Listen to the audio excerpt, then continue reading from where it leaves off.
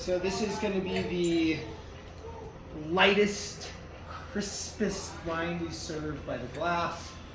100% Chardonnay from Chablis, the place. Chablis is always going to be Chardonnay. Always, always, always. Here's a dump bucket. Slots. Chablis is always going to be Chardonnay. No oak treatment. Really bright, really crisp, really clean. Tart green apple notes.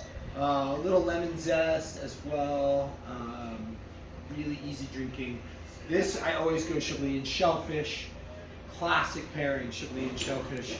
Chablis and whitefish at all. I also really like Chablis with really rich, full things because it's so light and so crisp.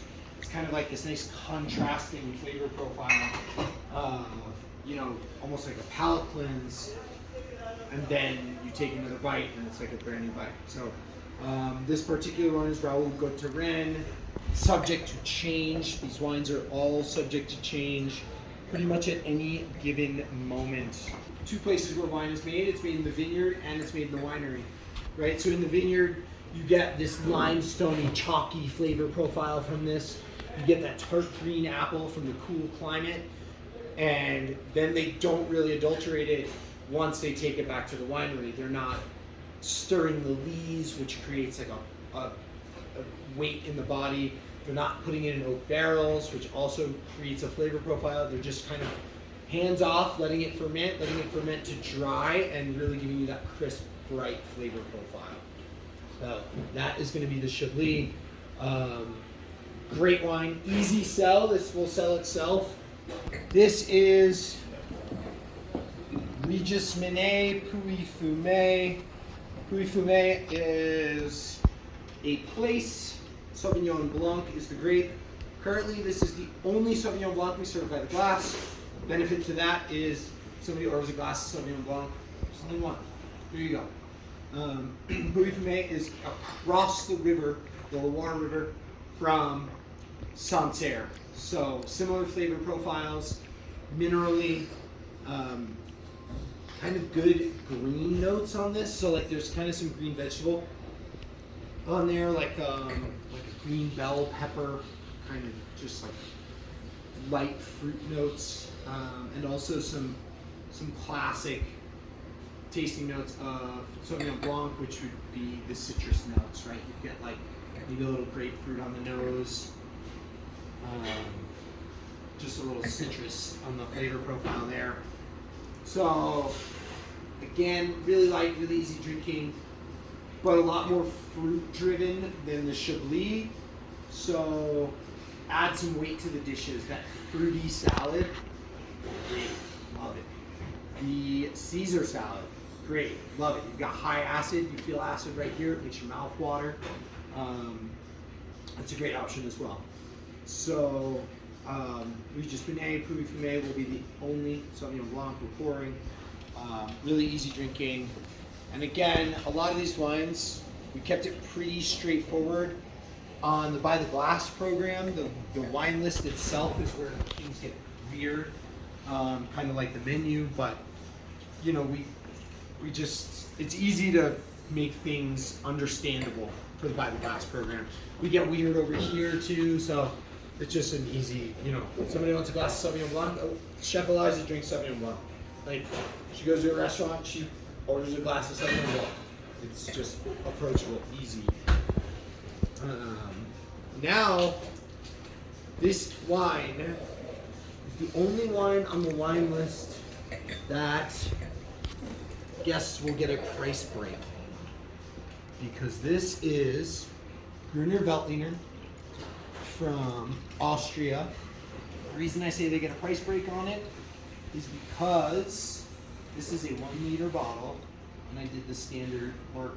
So there are more glasses in this bottle than the other bottles, but it's okay. Prach, Gruner Veltliner. So Gruner, typically very floral in its notes. There's like maybe some orange blossom on here or something like that, and a little bit weightier in the texture. You'll feel that on your palate in terms of it's really cold. Some good floral notes, some good like melony, like green melon notes as well.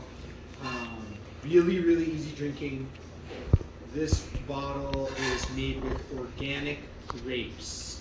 So when your guests ask, which organic wine do you have? We have this. We got plenty of other options, but we have this as well. Really nice. Austrian wine is kind of coming back, if you will. It had a little trouble in the 80s and 90s due to the application of ethylene glycol, which is antifreeze. It's what you find in things like Rumpelmints and Fireball, which give it that like really syrupy texture, but it's still high alcohol. So they're back. It's really good, nice, dry, Gruner. I would pair this with, similar to all the other whites, you know, some seafood, shellfish, starters. It's a great wine to just open with. Like, have this glass to start. It's got good acid, but it doesn't linger the way like the Chablis acid just kind of sits and like in mouth like just fires and salivates and salivates. It's not as acidic as that, but still bright and very flavorful. Okay. Is Gruner always served in that type of bottle? It's popular. The 1 liter bottle for Gruner is popular. The tall bottle is when you're talking Pinot Gris or Riesling. But German Gruner will be served in that tall bottle. Okay. The Flute d'Alsace. What gives it? Was there a little bit of effervescence? Probably. Definitely felt like it. Yeah. Yeah, probably. It's a little jumpy. Yeah. And that's just continuing to ferment. Because there's yeast everywhere. We are literally standing. Yeah. It's true. Chardonnay from good old US of A. First thing you can get on this is barrel treatment. This one's showing a little sulfur dioxide right now. So it's a little funky, so just give it like a good swirl. But first thing you get on that immediately is that oak barrel treatment. So we started with Chardonnay, now we're kind of getting close to the end with another Chardonnay. But they're the two ends of the spectrum. So Chablis is going to be bright, crisp, clean, easy drinking. This is going to be fuller, heavier, weightier. They both have that apple note. It could even still be that green apple note, but in this case you're getting more of a cooked green apple, baked apple pie or something like that. That's a result of barrels. Barrels impart baking, spice, flavor profiles. So you're talking vanilla, you're talking nutmeggy notes and things like that. I don't smell my oak.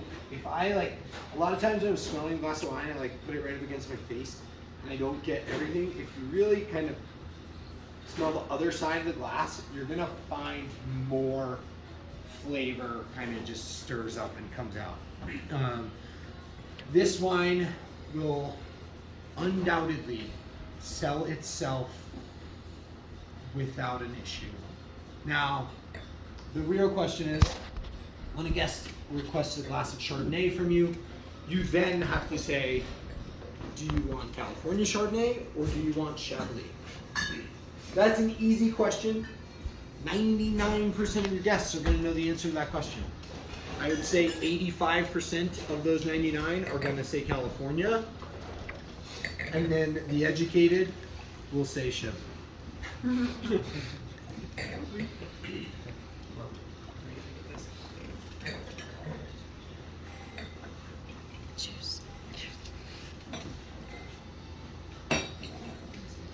And these wines are subject to change, everyone. So just keep that in mind.